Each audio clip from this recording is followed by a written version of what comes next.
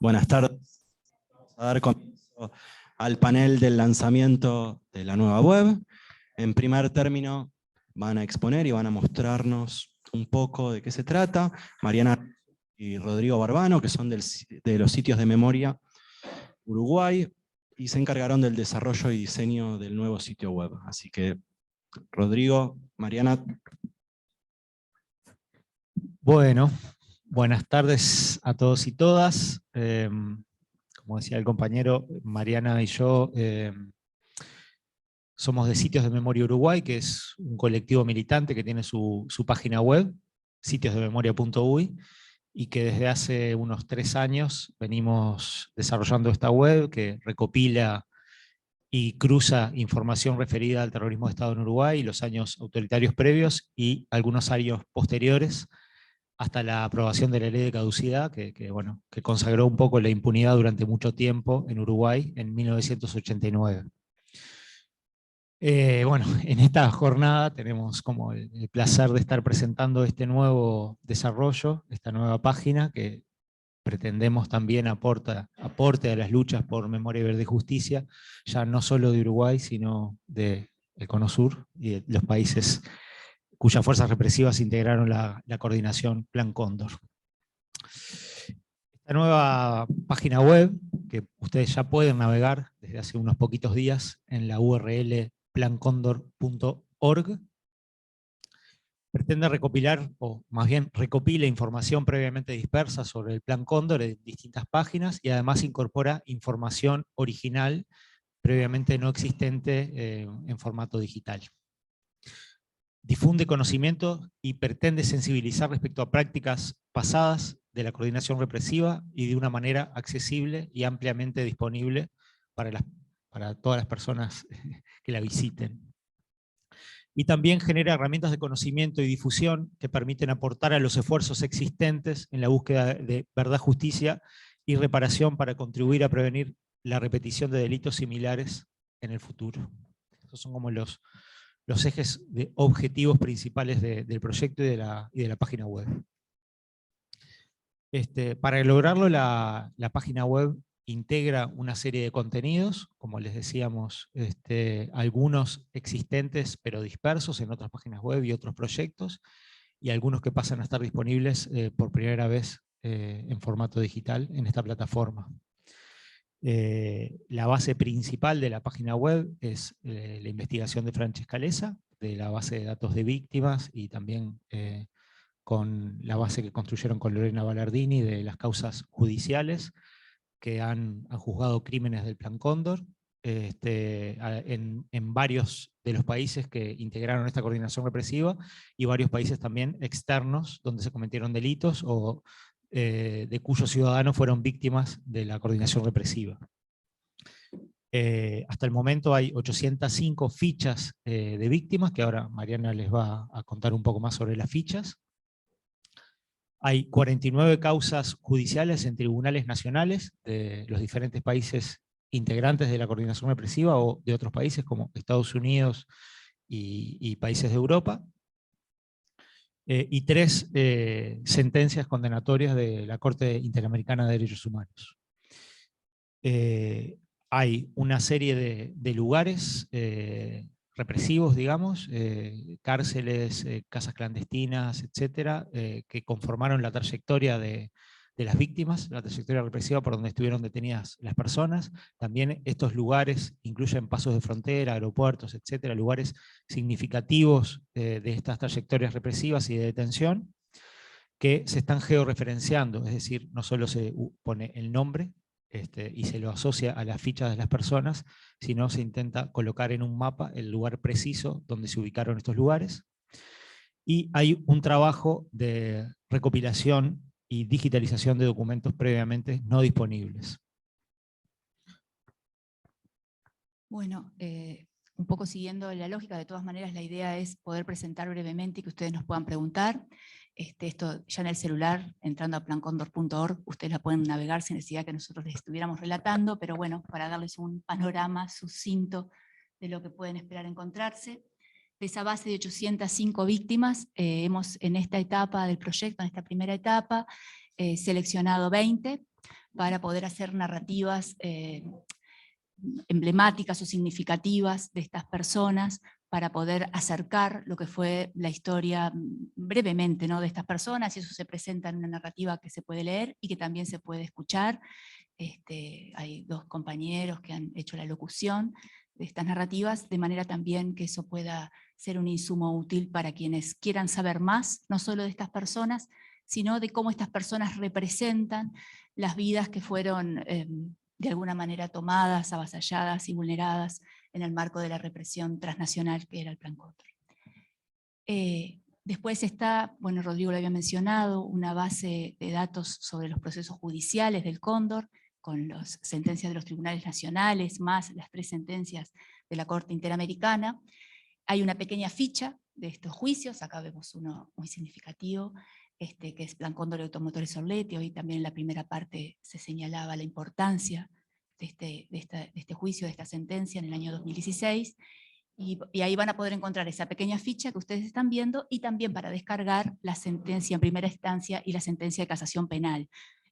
Lo que nosotros tratamos es de que cualquier persona que le interese pueda tener un rápido acceso a estos documentos. Bueno, están disponibles dentro del Ministerio Público Fiscal y en algunos otros países están disponibles, pero muchas de estas causas, que no son esta, van a ver que es muy difícil acceder al documento. Digo, muchos de estos documentos los ha podido acceder Francesca, en otros casos estamos intentando disponibilizarlos. Bueno, el Observatorio Luz Ibarburu de Uruguay, los colegas de Chile que estuvieron hoy de mañana, han facilitado muchos de estos documentos para que puedan estar en la web y para que puedan estar disponibles para las personas interesadas. Esto también es un poco lo que hablaba Rodrigo de la georreferenciación. Esto obviamente es una foto. Lo que nosotros hemos hecho es, en base a los datos de víctimas y a los lugares que fueron mencionados, venimos desarrollando un trabajo que es, primero, de uniformizar los criterios con los que se nombran los lugares, tratando de respetar el nombre que en cada país se ha dado en el reconocimiento de los lugares, especialmente de los centros clandestinos de detención y tortura, bueno, las cárceles, otros lugares donde han mantenido personas secuestradas o en trayecto. Y además es muy impactante porque permite ver estos lugares desperdigados en el mapa de nuestro continente. Ahí estos circulitos que ustedes ven de colores, que se llaman clúster, tienen como 3 colores. El rojo es el que concentra más víctimas Cóndor, y así va suavizándose el color cuando han pasado por allí menos víctimas, digamos. Pero se visualiza un número, que son las personas que se han sido identificados, y si uno hace un clic en ese clúster, va a hacer un zoom de la página, y van a desplegar allí cada una de las personas. Es muy impactante, lo que ustedes ven aquí en la imagen es Automotores Orletti, y ahí ustedes van a ver que cada una, yo acá no puedo hacer clic porque esto es una imagen, pero si yo fuera a hacer clic en cada una de estas personitas que aparecen en blanco, iría a la ficha de esa persona, y si hiciera clic en las que aparecen en rojo, iría a la ficha de esta persona que cuenta con más información porque tiene una narrativa, como ya les mostré anteriormente. Lo que queremos es mostrar en esa red represiva transnacional el impacto que ha tenido en las víctimas y también el impacto que ha tenido en el territorio. Las memorias quedan en los lugares y a veces tenemos noción de aquellos lugares que han podido constituirse en focos de memoria, en producción de conocimiento, en producción de verdad histórica, pero cuando uno recorre el mapa en estos 169 lugares, ve que la enorme mayoría o siguen siendo lugares en manos de organismos represivos, hoy en estados democráticos, o muchos de ellos quizás estén las memorias en sus comunidades, pero poco sabemos, ¿no?, de qué suerte han tenido al día de hoy. Bien, como les comentábamos hace un ratito, el sitio sistematiza y concentra una serie de informaciones dispersas o no existentes. Entre esas informaciones se han logrado disponibilizar una serie de libros ya publicados, pero que hemos logrado la aprobación de los autores y autoras para que los libros estén disponibles para descargar y acceso. También se han conseguido archivos represivos, digamos, de los organismos represivos que han cedido organizaciones de derechos humanos que los tenían en sus acervos y han sido disponibilizados por primera vez en este proyecto, que por ahora son unos 28 hasta el momento. pero esto es un proyecto que recién empieza y que pretendemos que escale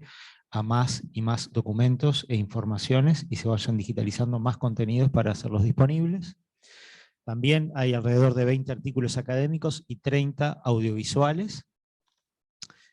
Y hay digamos, un pilar importante de este proyecto, es la digitalización de materiales de las organizaciones de derechos humanos, que nosotros como que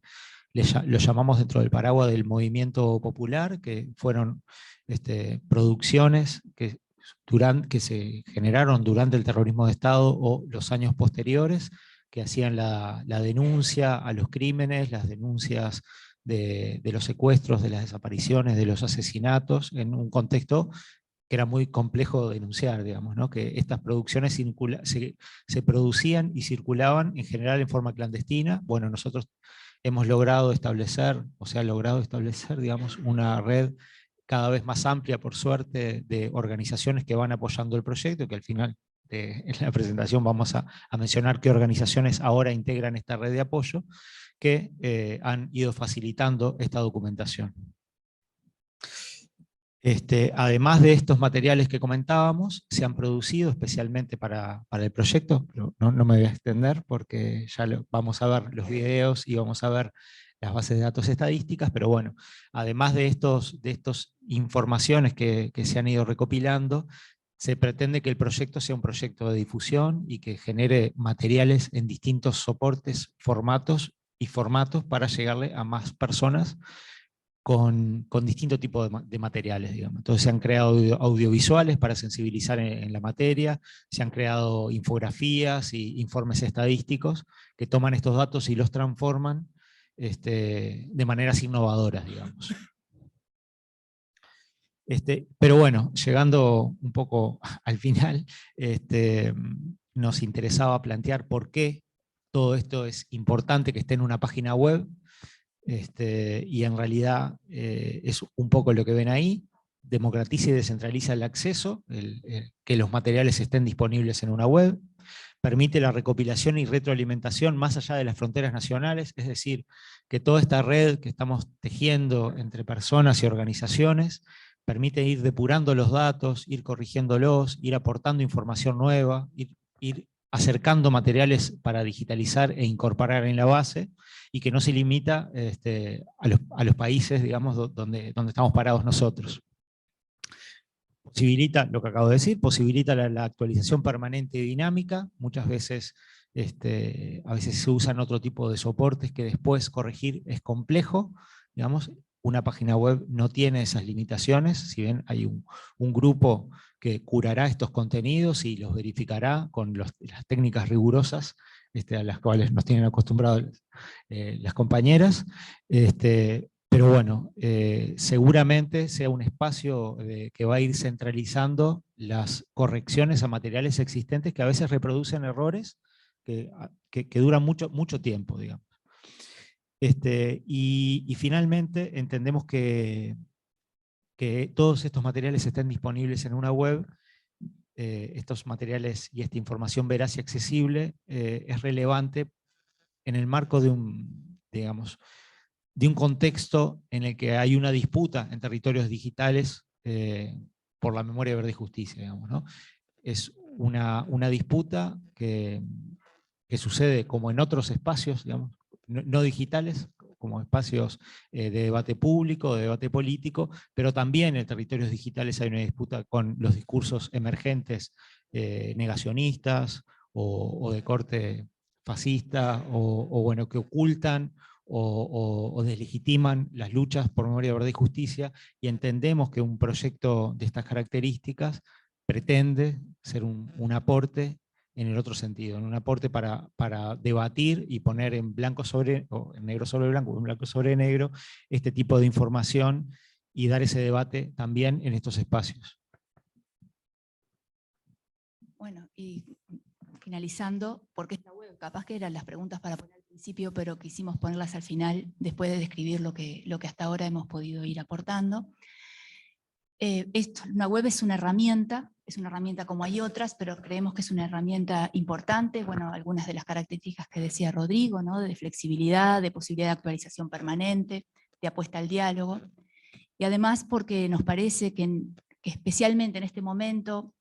histórico, donde hay propuestas autoritarias, hay discursos autoritarios, que no solo a veces son negacionistas, sino incluso son justificadores de crímenes o de avasallamiento de los derechos de las personas, tender redes que atraviesen de manera ágil las fronteras, que nos puedan encontrar a todos, no solo en las centralidades de nuestros países o las centralidades de las organizaciones o las instituciones que integramos, sino que también pueda llegar a quienes están dando batallas en las periferias de las instituciones, en las periferias de los centros de los países, en las periferias del mundo, donde luchar solo y sin muchas herramientas de información o sin poder hacer llegar la voz o la propuesta es realmente un desafío muy complicado. Habría ejemplos para contarles de esto, pero en realidad voy a terminar porque mis colegas tienen cosas muy interesantes para decir, mencionando algunas de las organizaciones importantes que integran la red de apoyo y a las que agradecemos el apoyo político y el apoyo concreto de documentos, de consejos, de críticas, de ideas, y que están allí. Y también personalmente quería traer una reflexión. Yo soy psicóloga, acá en tanto lugar donde hay tantos abogados y personas expertas en las luchas por justicia, y en el 2011 tuve la posibilidad de acompañar a víctimas y a familiares de víctimas que testimoniaron en la causa Plan Sistemático de robo de bebés, pero eran víctimas uruguayas que daban su testimonio en la sede del Mercosur en Montevideo, a través de un dispositivo que se había generado con Cancillería Argentina. Un día terminando alguna de esas instancias que se hacían las declaraciones a través de medios electrónicos, se tomaba el testimonio, hoy diríamos Zoom, pero no era Zoom, era otro sistema, que no recuerdo. Hubo una charla que no tenía que ver con esa instancia, pero se dio una charla coincidentemente en el mismo lugar que tuve oportunidad de quedarme, donde estaba Eduardo Luis Duhalde, que en ese momento era canciller de la República Argentina, y él en un momento dijo que teníamos pendiente en América hacer un cóndor pero al revés. Lo recuerdo, no sé si eso habrá quedado registrado, pero lo recuerdo porque para mí en ese momento fue una afirmación muy importante, que teníamos que tender a una colaboración generosa entre nuestros países que nos permitiera dar una lucha contundente contra la impunidad. Esto ya llevó hace más de 10 años, y de alguna manera, muy humildemente, el granito de arena que significa la web va como un homenaje a esa propuesta de Duhalde. Muchas gracias.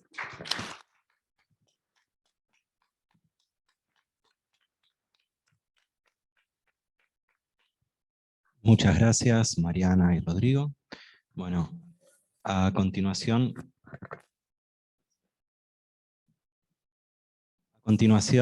Lorena Ballardini y Francesca Leza van a presentar el informe estadístico 2022 de la base de datos sobre violaciones transnacionales de derechos humanos en América del Sur.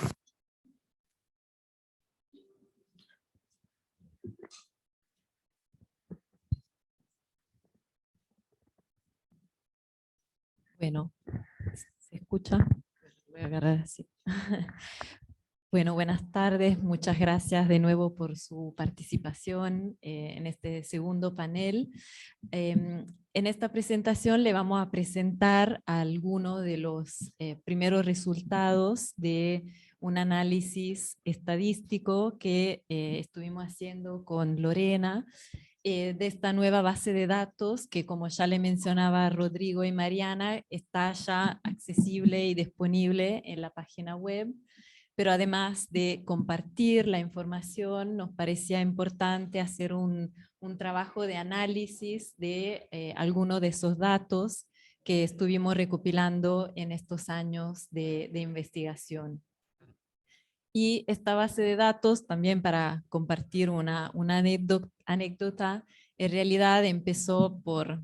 una situación bastante lamentable, porque en el 2017, junto a activistas y autoridades de derechos humanos en Uruguay, recibí amenaza de muerte, y la Universidad de Oxford me impidió volver a Uruguay para avanzar con la investigación. Y entonces, en ese momento, no sé si puedo hacer nombres o no, pero bueno, está una persona acá en la sala que me ayudó a terminar la investigación que yo había dejado a medias en Uruguay.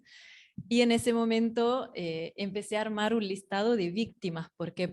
habíamos logrado el acceso a uno de los archivos ahí en Montevideo, pero necesitábamos un listado de nombres de víctimas para guiar el análisis documental y poder ver lo que era útil o no en términos de acceso a los documentos. Y bueno, ese listado que empezó como un listado de víctimas en el 2017, gracias a Lorena Ballardini, que es nuestra experta de base de datos, se convirtió ahora en una base de datos de verdad, donde pudimos recopilar información sobre un universo de víctimas que no pretendemos que sea un número final, pero creemos que es un número que se acerca bastante al número de víctimas de la coordinación represiva y que pensamos seguir ampliando en el tiempo con más insumo de información. En ese sentido, cuando pasamos del listado de víctimas a una base de datos mucho más rigurosa metodológicamente, lo que hicimos fue hacer un análisis sistemático de diferentes fuentes de información que utilizamos para, digamos, fundamentar la construcción de la base. Y bueno, pueden ver ahí en la pantalla las 7 fuentes de informaciones principales que utilizamos, que incluyen tanto sentencia de tribunales penales como informes finales de comisiones de la verdad, también investigaciones que hicieron de parte de la sociedad civil, tanto organismos nacionales como internacionales. Entonces, intentamos tener una mirada más amplia que incluyera fuentes nacionales, internacionales, estatales y de la sociedad civil, porque nos parecía importante hacer un mapeo y una recopilación muy amplia. Y también luego los datos que recopilamos también lo triangulamos con otra información que venía de publicaciones académicas, de otros archivos y también con algunas víctimas y expertos. Así que este fue el punto de partida de la construcción de la base. Y también utilizando algunos de los avances que hicimos en anteriores reuniones que venimos realizando ya del año 2015, cuando hicimos la primera reunión en Santiago de Chile, luego otra en Montevideo en 2016, y la última acá en el 2018. En esas reuniones estuvimos pensando en particular sobre algunos criterios que nos permitían diferenciar los casos de la coordinación represiva de casos de represión a nivel nacional. Por supuesto que los dos universos de víctimas son complementarios, pero era importante para nuestro análisis poder entender bien quiénes eran las víctimas de la coordinación represiva y cuáles criterios nos permitían distinguir estos casos de los casos que se encaraban en un contexto de represión nacional. Y como resultado de estos talleres que tuvimos en Buenos Aires, en Santiago y en Montevideo, entre los diferentes expertos que estaban ahí reunidos, nos pareció que el elemento fundamental para distinguir las víctimas de la coordinación represiva era que tenía que haber un cruce de fronteras, que el delito que se había cometido tuviese un elemento de transnacionalidad. Y ese cruce de frontera podía darse de formas diferentes, a veces complementarias y en otros casos no. Y, por ejemplo, nos parecía importante como cruce de frontera el intercambio de información que se daba entre los países de la coordinación represiva y que les permitía facilitar la tarea de monitoreo y de identificación de las personas que iban a ser detenidas. Un segundo elemento o manifestación de este cruce de fronteras eran estos grupos de tareas transnacionales. Ya como se comentó en la mañana, había agentes acá en Argentina, había agentes chilenos, uruguayos, bolivianos, paraguayos que participaban físicamente en los operativos aquí. Entonces, la participación de agentes extranjeros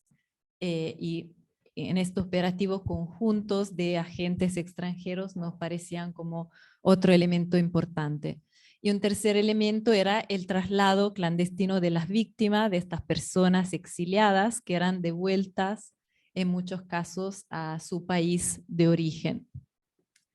Y este cruce de frontera, en algunas víctimas se encuentran los 3 elementos, en otras víctimas se encuentra solamente alguno de ellos, pero estos criterios nos permitieron seleccionar los casos de víctimas, de estas 805 víctimas que consideramos como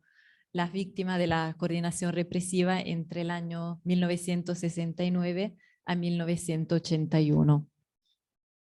Y ya para cerrar yo mi breve presentación, queríamos también señalar que esta es la primera y única base de datos hasta la fecha que intenta hacer un mapeo sistemático de la geografía del terror transnacional en América del Sur. Y en la base de datos se encuentra información sobre muchas variables, 17 variables específicamente, que son las que están en la pantalla, no voy a leerlas todas, pero solo para darle una idea, rastreamos obviamente el nombre, apellido de la víctima, su nacionalidad, el país donde se cometió el crimen, la ciudad, la fecha, la información sobre la militancia, los diferentes centros clandestinos donde estuvieron detenidos, si hubo un traslado clandestino a su país de origen y también el destino final de la víctima. Bueno, ¿se escucha? Sí. ¿Qué tal? Buenas tardes. Bueno, para mí es un placer. Quiero empezar diciendo que es un placer volver a esta casa que supo ser mi lugar de trabajo durante muchos años y con muchas compañeras muy valiosas con quienes construimos la base de datos de la Procuraduría de Crímenes contra la Humanidad, que es la base de datos oficial de las causas por estos delitos en la Argentina. Un trabajo enorme que me tocó conducir y que quedó en excelentes manos y que realmente es vanguardia también en la región y en el mundo, digamos, que una procuraduría, una fiscalía tenga datos sistematizados de calidad, así que también felicitar a este equipo que sostiene ese trabajo. Y agradecer a Francesca, que pasan los años y ella sigue convocándome para acompañarla en estos proyectos tan valiosos. Bueno, de mi parte voy a hacerles una presentación somera de algunos de los datos principales que encontramos a partir del análisis sistemático de esta información que Fran compiló en su investigación. Toda la información está disponible, como dijeron los compañeros, en el sitio web. Lo que yo voy a presentarles hoy es un primer informe estadístico. Estamos trabajando en un segundo informe. Este primer informe está enfocado en el universo de víctimas relevadas. El próximo informe sí va a tener una relación más directa con lo que son las investigaciones judiciales. Bueno, simplemente el informe está, digamos, estructurado en varias partes. Como digo, está enfocado en este universo de víctimas, es descriptivo de los datos de estas 805 víctimas relevadas en la investigación. Bajo ningún concepto estos datos pueden extrapolarse a los universos de víctimas relevadas en ninguno de los países involucrados. Esto no quita que ha sido un trabajo muy exhaustivo de compilación con unos criterios metodológicos muy claros, explícitos y transparentes sobre el ingreso de un caso a la base de datos, pero hago esta aclaración porque, para que se interpreten los datos como lo que son descriptivos de este universo. El informe empieza un poco caracterizando lo que fueron estas víctimas en base a algunas de estas variables que mencionaba Francesca: nacionalidad, género, edad.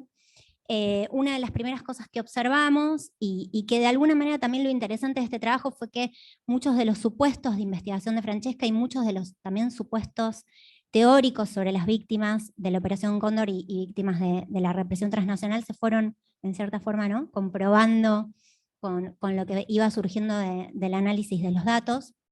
En primer lugar, a nivel de lo que es la nacionalidad de las víctimas, una cosa que observamos es que casi la mitad del universo relevado corresponde a víctimas de nacionalidad uruguaya y le siguen víctimas de nacionalidad argentina con un casi 24%, luego víctimas chilenas y el resto de las nacionalidades se expresa de manera bastante residual. Luego vamos a ver cómo este dato juega con otros que voy a continuar presentando. En cuanto a lo que es el tipo de afiliación, nosotros allí, bueno, construimos 5 categorías. Estas categorías agrupan, por supuesto,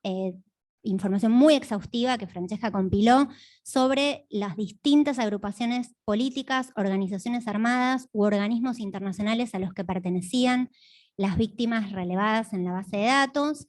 Estas categorías agrupan, por supuesto, cada una de esas categorías, y lo que observamos, de nuevo también quizás comprobando o en relación con ciertas hipótesis que se manejan en relación con estos datos, es que se trata en su mayoría, bueno, en realidad bastante distribuido, entre más o menos 8 de cada 10 víctimas pertenecían a agrupaciones políticas o a organizaciones armadas, en menor medida a organismos internacionales, pero también es relevante y llama la atención más de un 12% de víctimas para los cuales no se registraba ningún tipo de militancia. Desagregado, acá no está la tabla, pero digamos, si analizamos cuáles son las pertenencias en relación con las organizaciones armadas o las agrupaciones políticas, destaca la pertenencia al PVP en un 15%, Montoneros en casi un 15%, MNL en un 11%, y en relación con los organismos internacionales el que predomina es el ACNUR. En una segunda parte lo que hacemos es analizar, digamos, en relación con los hechos represivos relevados, algunas características también principales. Obviamente, digamos, el análisis de la base de datos está asociado a el análisis que Francesca hace en su investigación, extendiendo el marco temporal de los hechos relevados a antes de la creación oficial o la conformación de la Operación Cóndor. Entonces, el marco temporal de los hechos va del 69 al 81, esto es antes y después de la creación y caída de lo que fue la Operación Cóndor. Por supuesto que, y eso es algo que también es conforme a, digamos, las hipótesis que se manejaban, el grueso de los hechos represivos ocurren, por supuesto, entre poquito desde el 75, pero sobre todo entre el 76 y el 78, coincidiendo con lo que es el periodo del sistema Cóndor, como así lo llama Francesca en su investigación. Estamos hablando de 6 de cada 10 hechos que releva la base de datos. No obstante, también es importante ver, digamos, que los crímenes fueron sosteniéndose y fueron produciéndose antes y después de este periodo también de una manera sostenida. Y en cuanto a los hechos represivos, por supuesto, no solo se releva el marco temporal, sino también el marco espacial, y allí, jugando un poco con esta idea de la nacionalidad de las víctimas que veíamos al principio, ahí ya empezamos a ver que la mayoría de los hechos represivos relevados se cometieron, a esto, con el hecho represivo nos referimos al momento del secuestro, al momento del asesinato, ¿sí? Al momento de la detención. La mayoría, casi un 70%, son hechos que se produjeron en el territorio argentino. En menor medida predominan los hechos sucedidos en Uruguay, con menos de un 20%, y ya luego, bueno, hay algunas categorías residuales y el resto de los países de América del Sur, en este caso solo conforman el 12% de los hechos. Y ahí es que, bueno, un poco lo que veíamos es que si hacemos un cruce entre el marco espacial y temporal y miramos cuál es la nacionalidad de las víctimas, lo que vemos es que la mayoría de los crímenes relevados por los casos de esta base de datos se cometieron entre el 76 y el 78 en Argentina, en perjuicio en mayor medida de víctimas de nacionalidad uruguaya. En cuanto a lo que es la condición de esas víctimas, es decir, qué se conoce respecto al destino final o actual de estas víctimas, lo que vemos es que casi la mitad de las víctimas relevadas son sobrevivientes, son personas que fueron detenidas y luego recuperaron su libertad. Un tercio de las víctimas se encuentran desaparecidas, en menor medida un 12% son víctimas que fueron asesinadas, y hay una categoría residual compuesta por otros casos como niños y niñas secuestrados, luego adoptados y luego restituidos, intentos de asesinatos que no llevaron a detenciones clandestinas, entre otras cuestiones. Y, digamos, el informe tiene toda una sección bastante también extensa, vinculada a las cuestiones asociadas a la detención y a lo que tiene que ver con los traslados, tanto entre centros como entre países, como indicaba Francesca, es uno de los elementos o supuestos claves de la investigación, esta idea de los traslados. Lo que notamos es que casi el 70% de las víctimas relevadas fue conducida al menos a un centro de detención, y también se encuentran relevados traslados a hasta 3 centros de detención, o incluso algunos más, digamos, pero obviamente no es estadísticamente representativo, son unos pocos casos. Esto, digamos, lo que muestra, por un lado, es que la detención clandestina en al menos una dependencia fue una regularidad de este universo. Y en relación con, bueno, a qué tipo de dependencias fueron trasladadas, esto también son categorías que agrupan listados muy exhaustivos que pudimos sistematizar de lo que Francesca relevó. Predominan las dependencias policiales y las dependencias militares en casi 60%, no, sí, 60% de los datos. Luego, por supuesto, tienen un lugar lo que son las cárceles y penitenciarías. Bueno, acá ya se trata de detenciones oficiales y no clandestinas. También se encuentran predios civiles, algunas dependencias civiles oficiales como embajadas o ministerios, y dependencias de otras fuerzas de seguridad como la gendarmería, la prefectura. Y en relación con esta cuestión de la detención clandestina y de los hechos, una última parte, una última sección de esta parte del informe nos habla de los traslados. En relación con los traslados, no conocemos, lamentablemente, digamos, se conoce solo para el 25% de los datos de la base de datos que hubo fehacientemente un traslado. Alrededor de 150 víctimas no hay datos respecto de si fueron trasladados o no, entonces este gráfico está construido a partir de las personas que efectivamente supimos que fueron trasladadas al menos una vez. Lo que vemos es que este es un gráfico que lo que muestra es a qué país fueron trasladadas estas víctimas detenidas, y como se observa, casi la mitad de las víctimas que fueron trasladadas lo fueron a Uruguay, un cuarto del universo de víctimas trasladadas lo fue a Argentina, 12% Paraguay, y luego, bueno, avanzamos con datos residuales.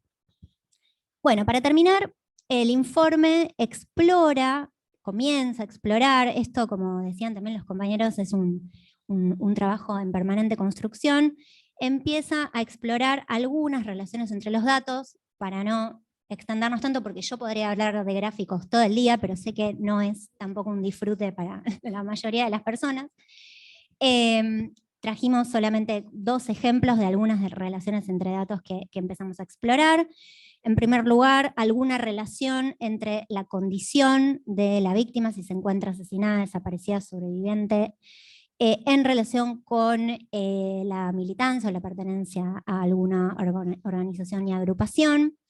En este sentido, esta tabla presenta un cruce en ese sentido, y lo que vemos es que, por ejemplo, en relación con los integrantes de las organizaciones armadas, predominan todas las condiciones asociadas al exterminio, lo que es asesinatos y desaparecidos,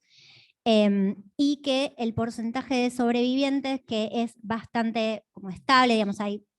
un alto número de sobrevivientes en todos los tipos de militancia, aumenta un poco más en relación con los miembros de agrupaciones políticas, en relación con lo que es la pertenencia a organizaciones armadas. Por último, bueno, no sé si se ve, acá no se ve, pero se ve. Por último, un gráfico, digamos, todo el informe estadístico trabaja mucho con periodizaciones, porque nos parecía interesante, porque la investigación de Francesca tiene un enclave temporal también muy fuerte, mostrar un cruce entre lo que es la condición de las víctimas por el año en el que se produjo el delito, digamos, sí, el hecho represivo. Y acá, bueno, el gráfico de trayectorias lo que nos permite es ver las curvas y ver, bueno, de nuevo comprobar, obviamente, algunas cuestiones que veníamos diciendo, lo que tiene que ver con los claros picos que existen en todas las condiciones y sobre todo lo que es secuestros de personas luego liberadas en el año 76,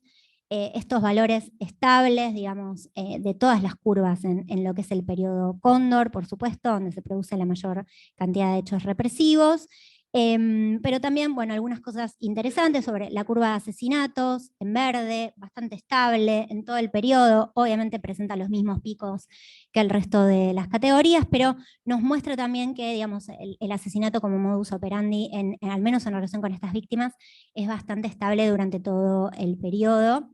Bueno, un poco la idea era mostrarles estos primeros datos, obviamente a disposición para cualquier consulta, y el informe estadístico completo ya está subido al sitio web. Muchas gracias.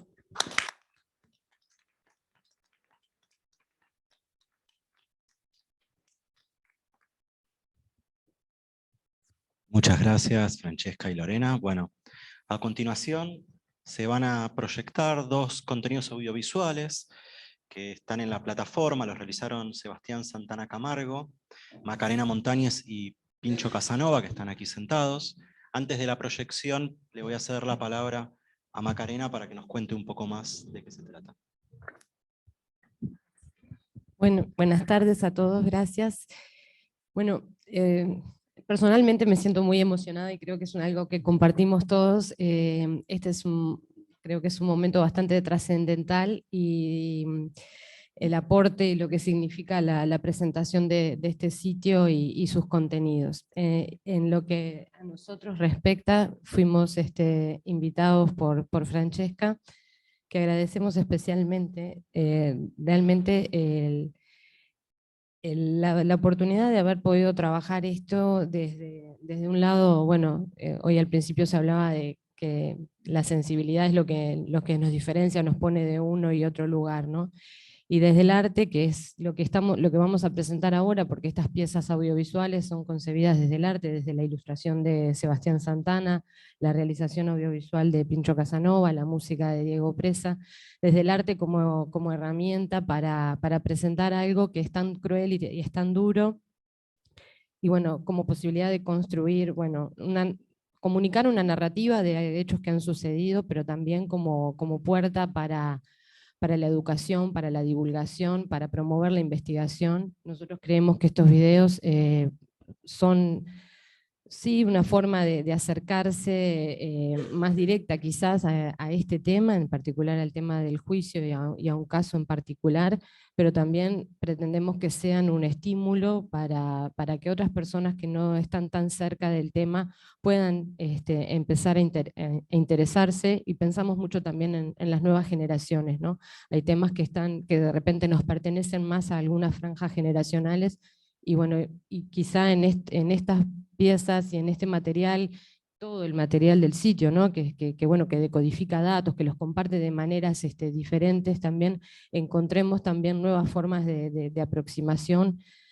y para seguir en este camino en el que estamos todos, cada uno desde su lugar, pero como una gran comunidad, que en definitiva lo que hacemos es, bueno, trabajar por verdad, justicia, memoria y nunca más, ¿no? Así que bueno, van a haber 2 piezas, una es un poquito más larga, que se forma a su vez de 2 partes, y una tercera que se refiere específicamente al caso que le hemos nombrado Sin con Paraguay. Muchas gracias.